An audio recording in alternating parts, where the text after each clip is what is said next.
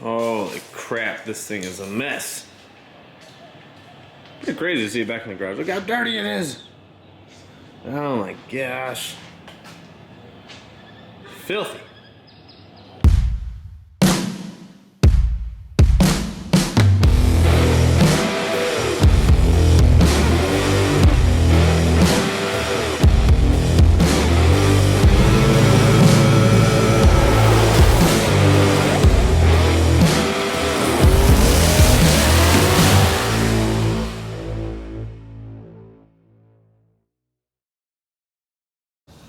Alright guys, so been home a few days from TX2K, and man, it took me a couple days to recover. It was just beat, you know, driving 10 hours straight there. We didn't stop at all, and then getting there, trying to get the car ready, then the transmission, you know, goes out, so we gotta swap or pull the trans, get it rebuilt, get back at, you know, 2:30 a.m., go to bed, wake up early, try and make the first qualifier.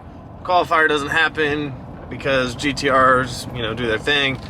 It was just, and that was just pretty much repetitive every day at TX2K, but it was a super fun experience. TX2K is like one of the largest streetcar events of the year. You know, there's Streetcar Takeover, there's FL2K, there's a couple others, but TX2K is kind of like, they call it the Super Bowl, you know, of racing.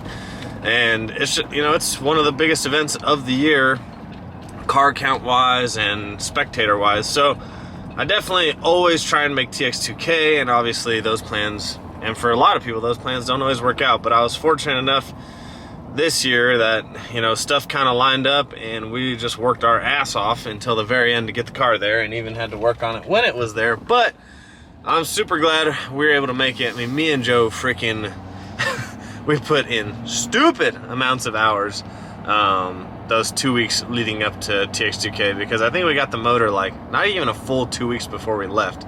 So I mean, the crunch time was literally real, and you know, it wasn't like we were just bolting the engine in and getting everything going. Like, we were getting the car on Holly for the first time. We upgraded turbos, so we had to cut off the turbo mount and weld a new one. Tons of small things that added up, but it was all worth it. We made it to TX2K. We did what we wanted to do. We got some test passes on the car.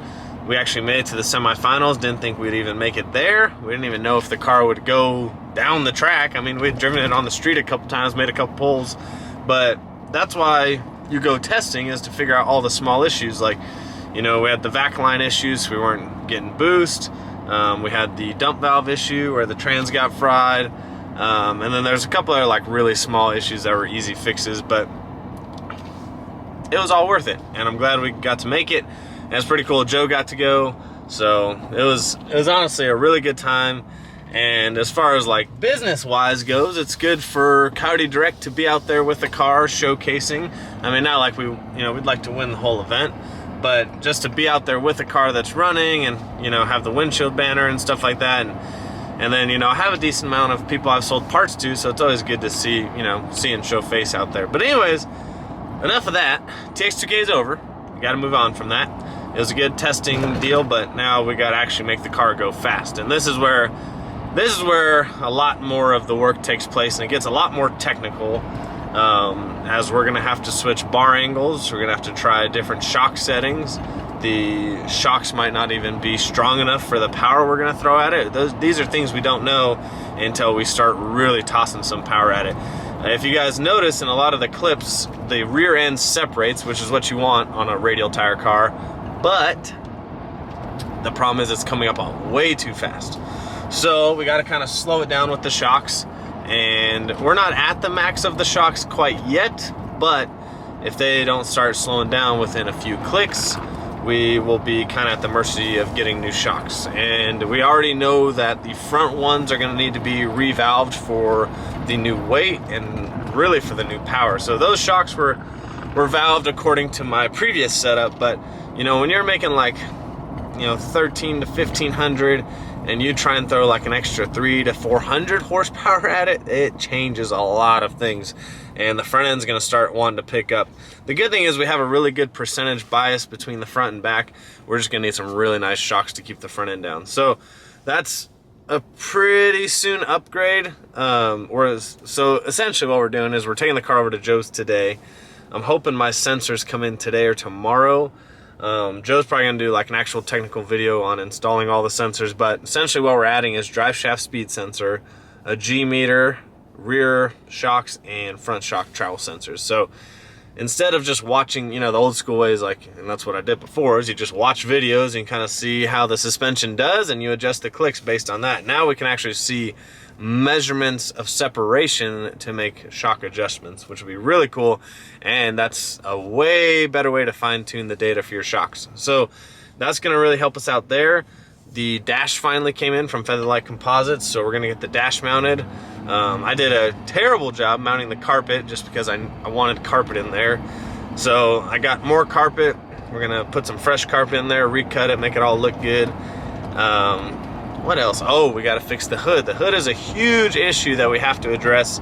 So essentially what's happening is with the OEM bumper, there's too much airflow coming through the bumper, and that air is pretty much just picking up right where the bubble's at. So there's a couple spots like where the fog lights are and then the bottom lower grill. We're gonna block those off. Obviously we can't block the upper grill off because we have the turbo and the intercooler. Now we may have to eventually, if this doesn't help enough, we may have to make like our own carbon piece and cover up the upper grill and then just cut out where the turbo's at and cut out where the intercooler's at. But what we're gonna try first is covering up the two fog light holes and then covering up that lower portion of the grill and see if that helps. And then we're also going to reinforce the hood on the back side. We're gonna make like a little bracket on the back side and Zeus the back of the hood. So that'll give the back of the hood some more support, keeping it down. The good thing is the Zeus fasteners worked. I mean, you can see in some photos, and I'm probably gonna make that photo the thumbnail because it's funny, but the hood, it tries to lift. I mean, I only had like a couple inches to see, you know, through the windshield, but I couldn't even see because the couple inches I had was at the very top of the windshield. But the Zeus has held on. None of them popped out, or it didn't rip out any of the rails, which was good. But those things held on for dear freaking life. But that thing was lifting so much. So the Zeus's work. We need to add some on the back, and then we need to try and block off some of the airflow because it's just like turbulent airflow. It's getting up to the bubble, and it's just pulling that hood up. So some classes require a hood, but the car just looks really good with the hood on. And then you don't have everything in the engine bay getting all dirty and messed up. But I really like the way it looks with the hood. It's just, it is very dangerous when the hood flies up that high. So those are the couple issues we need to address. Obviously there's gonna be like some small maintenance stuff. We're probably gonna change all the fluids, even though we changed them all over the weekend. It was like the first real weekend out on the car. So we're just gonna change all the fluids. There's a small leak in the rear diff. I don't know why I've put new, hey buddy, let's go. Holy smokes. I don't know why. I've put a brand new lube locker gasket on it and this thing always freaking leaks. So we need to address that. Everything else looks pretty good though. I'm really happy with how the car is holding together, especially like, you know, you do a fresh build, and if you've ever built a car, you can attest to this, but everything starts and runs fine. But when you start driving it, stuff moves around, stuff starts touching or might get too hot or something. So that didn't happen. All right guys, it's been a couple days since I brought the car over to Joe's. Been trying to catch up at the shop. We've been super busy, and then being gone for TX2K for a week set us a little bit behind. But anyways, car's back at Joe's, and of course, it's apart. So some things we are going to address obviously is the hood issue. We had problems with the hood coming up. The Zeus is held up pretty well, but we need a bracket back here to support the fender because we removed the OEM hinge for the hood, so it doesn't have as much support. So we're gonna make a bracket for the fender, and then we're gonna add some more brackets up here for the hood to mount to, and then we're probably gonna have to block off like the lower grill and probably the sides where the fog lights work. So I don't have the fog lights anymore because essentially it's letting too much air in and then it's just pushing up on the hood. So that's something we're gonna address. And then obviously Joe, you'll check out his video.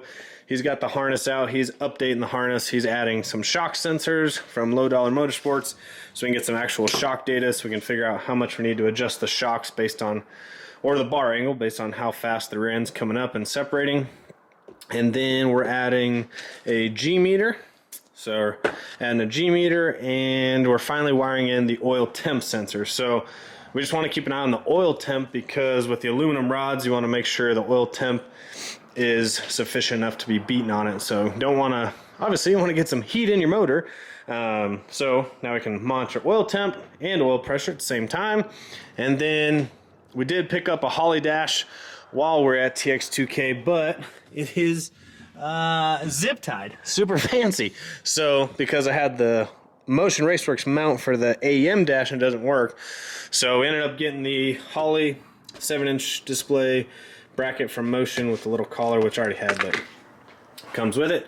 We also got Billet Pro Shop timing pointer, so we can check static timing on the Coyote and make sure Holly's reading it correctly.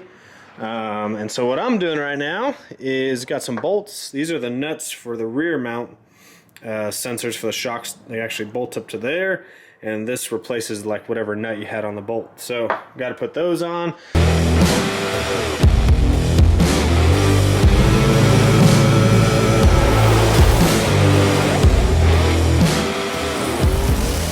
I think Joe's actually already got the front one kind of mounted. He's got to weld a little tab to it.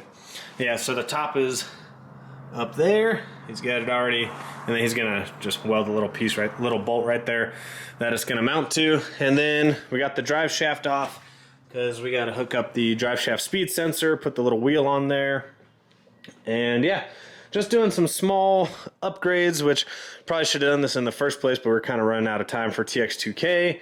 And then we're doing some maintenance on the car, so we're gonna change all the fluids since it was the first time out.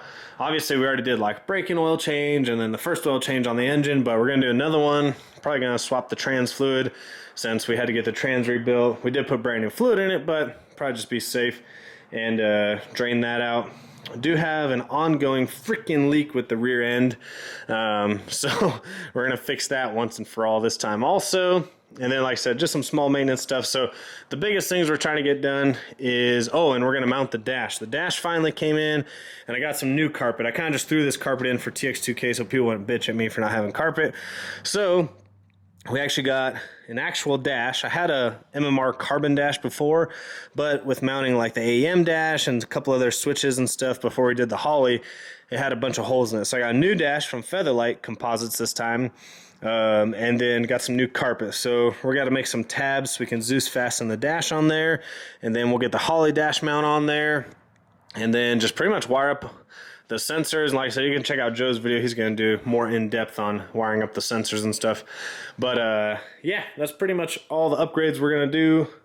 And pretty much, you know, there may be some small stuff we do here and there, but the car is going to pretty much stay in the state that it's in for the rest of the season. That way we can get through the season, and then obviously at the end of the season we'll kind of look at the car and, you know, make some adjustments where we need to. If we need to refresh some things, we'll do that. If we need to make some upgrades, but I'm really happy with where the car is at. We just need to do like some small miscellaneous stuff to get it 100%, and then hopefully in the next probably 2 weeks from when you see this video, we're gonna go testing. Oh, I forgot. One big thing I've been waiting to do is install the MMR carbon fiber wing that we had. I actually had it painted to match too. It's super dirty right now, and it's dirty as heck, but got the MMR carbon wing with the winglets. Like I said, super dirty, but we're gonna get that mounted up here in the next couple days also, and that'll complete the look of the car. But anyways, like I said, just some small minor stuff compared to what we've been doing on the car, but it's stuff that we need to do to get the car where we need it to be to go as fast as we want it to go. So some small upgrades, a couple other like safety things, if you guys are wondering. I did get some SFI shoes because I had the nice Sparko suit, but I didn't have proper shoes. So got some SFI shoes, and then actually had to upgrade my harness. I checked out my harness and it was out of date. So I got a new harness that'll be good till 2024 from Simpson. And then my helmet is good because I got a brand new helmet before 2K, a Simpson helmet. I already had the next gen Hans device on there. So we got to swap out that harness, and yeah, just some small safety stuff you need to keep up on these. Make sure you're within spec and within your time. But yeah, if you guys didn't know, a lot of this stuff isn't on my site, like all the Holley stuff that we order, MSD, a lot of the safety stuff like Simpson, Race Quip, Sparco. I can get any of that stuff. So if you guys just email me, david@coyotedirect.com, I can literally get all that stuff. Like Motion Raceworks, that's not on my site, but I can get all their stuff. I'm a dealer for pretty much anything you could think of as far as that type of stuff goes. So if you need it, just holler at me. But anyways, shameless plug over. Those are the small updates we're going to do to the car. So hopefully you guys are enjoying that the car is back. Hopefully you guys enjoyed all the TX2K content. And like I said, over the next couple videos, we'll just be doing some upgrades like we talked about. And then we should hopefully be testing within the next week or two. So we're going to go hit probably somewhere in Dallas or Oklahoma City. Just hit Tulsa. Or sorry, not Tulsa. Tulsa's a little too far just to go for a quick test session. So we'll probably go to Noble. Or we'll go to XRP in Dallas or something. So Noble's a little bit closer, but wherever we can find a good test session where the prep's good, we're going to go to, because we're trying to get ready for the first race, which is in May, which is Streetcar Takeover Tulsa. So we're going to make these upgrades. Hope you guys enjoyed the video. Hope you guys enjoyed the new intro at the beginning of the video. Freaking awesome. Huge shout out to Jacob Harvey for making that. But pretty excited. That's gonna be the intro, obviously, for a long time, because it came out really good and it showcases everything new on the car. So hope you guys enjoyed this video. See you guys on the next one.